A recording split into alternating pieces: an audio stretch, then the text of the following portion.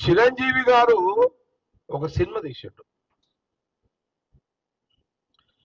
ఆ సినిమా మొత్తం రైతుల మీదనే ఉంది. చిరంజీవి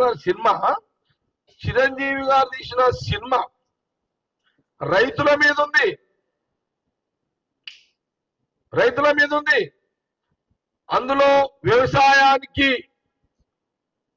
నష్టంతో రైతులు ఆత్మహత్యలు చేసుకున్నట్టు ఒక చరిత్ర, వాస్తవం చరిత్ర సినిమా తీసిండు. అందులో రైతులు చచ్చిపోవడము, ఊరేసుకొని ఆత్మహత్య చేసుకోవడం, అందులో చిరంజీవి గారు హీరో ఉండడము, ఈయన హీరో ఆ రైతుల కోసం కష్టపడ్డట్టు ఈ చరిత్ర మొత్తం తీసిండు. అది బహుశా ఆ సినిమా హిట్ అయింది.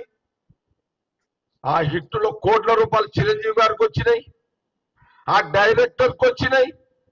కానీ బాధ ఏంటంటే నడి రోడ్డు మీద రైతులు నెలలు నల్ల చట్టాల మీద బీజేపీ రైతులను మర్డర్ చేస్తుంటే, సినిమాల మర్డర్ చేస్తుంటే నువ్వు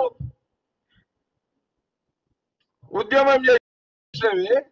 నడి రోడ్డు మీద మర్డర్ చేసిన మోడీ ప్రభుత్వం రైతులను మర్డర్ చేసిన చిరంజీవిని వ్యతిరేకంగా ఢిల్లీకి పోయి ఎందుకు నిరసన చెప్పలేవు చిరంజీవి గారు అని అడుగుతున్నారు.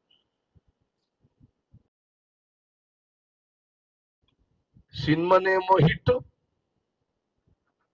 రైతులేమో ఫట్. కోట్ల రూపాయలు నీ జేబులోకి వచ్చినాయి, నీ డైరెక్టర్కి వచ్చినాయి. రైతు కడుపు నింపిందా నీ సినిమా? కానీ మరి నువ్వెందుకు మీ తమ్ముడు పవన్ కళ్యాణ్కి బీజేపీకి సపోర్ట్ ఇస్తున్నా? పవన్ కళ్యాణ్కి నువ్వెందుకు, మీ తమ్ముడే కదా పవన్ కళ్యాణ్ గారు, నువ్వు సినిమాలో హిట్ అయినావు, కోట్ల రూపాయలు నీకు వచ్చినాయి. మరి రాహుల్ గాంధీ గారేమో రైతుల దగ్గరికి పోయిండు.